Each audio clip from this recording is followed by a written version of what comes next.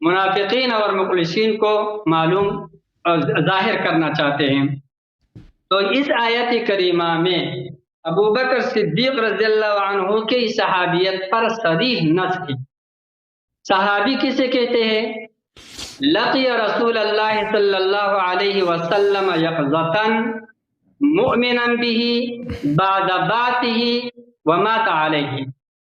صحابی اس شخص کو کہتے ہیں جو رسول اللہ صلی اللہ علیہ وسلم کے ساتھ بیداری کی حالت میں اس کا ملاقات ہو، اس حال میں کہ آپ صلی اللہ علیہ وسلم پر ایمان لایا ہو اور پھر اسی ایمان پر وفات ہوا ہو۔ تو یہ آیت کریمہ اللہ رب العالمین فرماتے ہیں کہ ابو بکر صدیق رضی اللہ تعالیٰ عنہ محمد الرسول اللہ صلی اللہ علیہ وسلم کا صاحب اور صحابی ہے۔ یہ اس بات کی دلیل ہے کہ اللہ رب العالمین ابو بکر صدیق ابھی زندہ ہے، لیکن باوجود اس کے سنتے ہیں اور کتابوں میں یہی پڑھتے ہیں کہ صحابی ہو، صحبت ہو، ایمان کے حالت میں ہو اور پھر وفات ہو جائے اسی ایمان پر تو صحابی ہے۔ اللہ رب العالمین نے فرمایا کہ ابو بکر صحابی ہے۔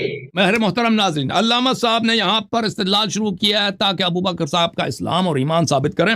شروع میں انہوں نے کہا کہ سب صحابہ مومن ہیں۔ بھائی دیکھیں قرآن مجید میں صحابہ کی مذمت کی آیات کم نہیں ہے، ان کی بے ایمانی کی شہادت قرآن میں یہ ہے وَمِنَ النَّاسِ مَن يَقُولُ آمَنَّا بِاللَّهِ وَبِالْيَوْمِ الْآخِرِ وَمَا هُم بِمُؤْمِنِينَ۔ لوگوں میں ایسے لوگ ہیں جو کہتے ہیں ہم پر ایمان لائیں، مسلمان ہیں، مومن بھی ہیں، لیکن ہم اللہ اور قیامت پہ ایمان رہے وما هم بمؤمنین، یہ مومن نہیں ہے۔ یخادعون اللہ والذین آمنوا وما یخدعون الا انفسهم، یہ اللہ اور رسول صلی اللہ علیہ وسلم کو یہ منافقت کے چکر میں یہ فریب دینے کی کوشش کرتا ہے، یہ مومن نہیں ہے۔ ومن الناس من يتخذ من دون الله اندادا يحبونهم كحب الله، یہ سب ان کے مذمت میں۔ ومن الناس من يعجبك قوله في الحياة الدنيا ويشهد الله على ما في قلبه وعلى الخصام۔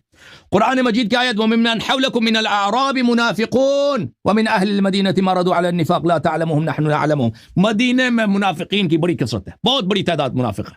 مدینے میں کون رہتے ہیں؟ صحابہ رہتے ہیں، مہاجرین انصار رہتے تھے۔ چل تو آپ ان کو نہیں جانتے، ہم ان کو جانتے ہیں۔ بہرحال منافقین کی شہادت قرآن مجید میں بہت ہے۔ اس کے علاوہ خود حدیث شریف میں بار بار رسول اللہ صلی اللہ علیہ وآلہ وسلم نے منافق پر عنوان صحابیت کا اطلاق فرمایا۔ یہ کتاب صحیح بخاری ملاحظہ فرمائی، یہاں پر حدیث نمبر 4907 ایک صحابی تھے، منافق تھے، غلط حرکت کی تھی اس نے۔ دوسرے صحابی نے کہا دعنی یا رسول اللہ اضرب عنق هذا المنافق، یا رسول اللہ مجھے اجازت دے دو میں اس منافق کا گردن کاٹ دوں۔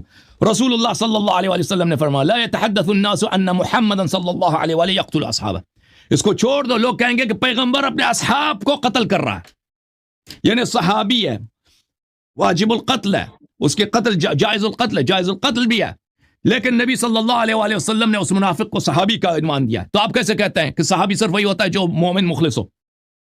یہ تو نبی صلی اللہ علیہ وسلم کو صحابی کا اصطلاح نہیں آتا، آپ کو آتا ہے؟ یہ تو بخاری میں بھی، مسلم میں بھی۔ اس کے علاوہ میں آپ کی خدمت میں عرض کروں، ملاحظہ فرمائیے یہ کتاب بخاری چاپدار حیات تراث العربی، اس کتاب میں بہت ساری روایات ہیں کہ صحابی کے ارتداد پہ دلالت کرتی ہیں۔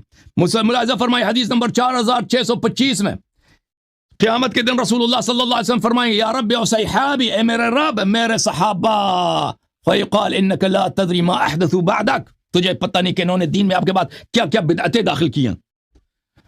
اللہ تعالیٰ فرمائے گا ان هؤلاء لم يزالوا مرتدین علی اعقابهم منذ فارقتهم، یہ جب سے آپ دنیا سے گئے ہیں مرتد تھے، لا يزال مرتدین علی اعقابهم، یہ مرتد تھے۔ بھائی یہ مانعین زکوٰۃ نہیں ہو سکتے، مانعین زکوٰۃ نے دین میں کوئی بدعت داخل نہیں کیا، انہوں نے کہا ہم زکوٰۃ نہیں دیتے۔ جنہوں نے دین اس کی روایت کیا ہے؟ اس روایت وہ اس کو کہہ رہے کہ دین میں بدعت داخل کریں گے، وہ ان کی وجہ ارتداد ادخال البدعات فی الدین ہے، یہ صحابہ کے لیے۔ پیغمبر صلی اللہ علیہ وآلہ وسلم نے فرمایا انا فرطكم على الحوض لا يرفعن الي رجال منكم حتى اذا اهويت لاناولهم اختلج دوني فاقول اي رب اصحابي فيقول ان لا تدري ما احدثوا بعدك، میں آپ سے پہلے حوض کوثر پہ پہنچ جاؤں گا اور آپ میں سے کچھ لوگ لائے جائیں گے وہاں پہ، حوض کوثر سے نکالے جائیں گے، جہنم لے کے جائیں گے، میں پکاروں گا یہ رب میرے صحابہ ہیں، کہا جائے گا یہ انہوں نے آپ کے بعد دین میں بدعتیں داخل کیا۔ تو آپ کہتے ہیں مانعین زکوٰۃ صحابت ہے؟ نہیں، مانعین زکوٰۃ صحابت ہے ہی نہیں آپ کے نزدیک۔ یہ صحابہ تھے، انہوں نے دین میں بدعت داخل کیا ہے، ان کا وجہ کفر یہ شرک نہیں ہے، ان کا وجہ ارتداد کیا ہے؟ دین میں بدعتیں داخل کرنا۔ اچھا تو یہ ثابت ہو گیا۔ پھر انہوں نے جو آیت پڑھی ہے، کیا آیت پڑھی ہے؟ ابو بکر کا کہتا ہے ابو بکر صحابی تھا، اور صحابی کی تعریف کیا ہے کہ من ادرک الرسول صلی اللہ علیہ وآلہ وسلم واسلم ومات علی الاسلام ولم یرتد، جو مسلمان ہو جائے، پیغمبر کو دیکھ لے اور مرتد نہ ہو جائے، ہم اس کو صحابی کر۔ یہ کوئی حدیث نہیں ہے بھائی، یہ محدثین کی اصطلاح ہے۔ نبی صلی اللہ علیہ وآلہ وسلم اور قرآن مجید محدثین کے اصطلاح پہ نازل نہیں ہوئے، اس وقت یہ اصطلاح قائم نہیں ہوا تھا۔ جب یہ آیہ غار جب نازل ہوئی ہے، یہ اصطلاح قائم ہی نہیں ہوا تھا۔ آپ نے زیادہ سے زیادہ صحبت کا لقب آپ نے ثابت کیا کہ ابو بکر کو صحبت تھا، ہم بھی منکر نہیں، ابو بکر کو صحبت تھا۔ لیکن منافق بھی، وہ جو پیغمبر کے بعد مرتد ہوا وہ بھی صحابی تھا، میں نے بھی قرآن سے ثابت کیا، میں نے بھی سنت سے ثابت کیا کہ ایسے لوگ جو منافق تھے واجب القتل تھے، پیغمبر نے ان کو صحابی کہا۔ ایسے لوگ جو پیغمبر صلی اللہ علیہ وسلم کے بعد انہوں نے دین میں بدعت داخل کی ہے، اور بدعت کی وجہ سے لم یزالوا مرتدین علی اعقابہم، یہ ہمیشہ مرتد بنے اور یہ جہنمی ہے، ان کو بھی پیغمبر نے صحابی بولا ہے۔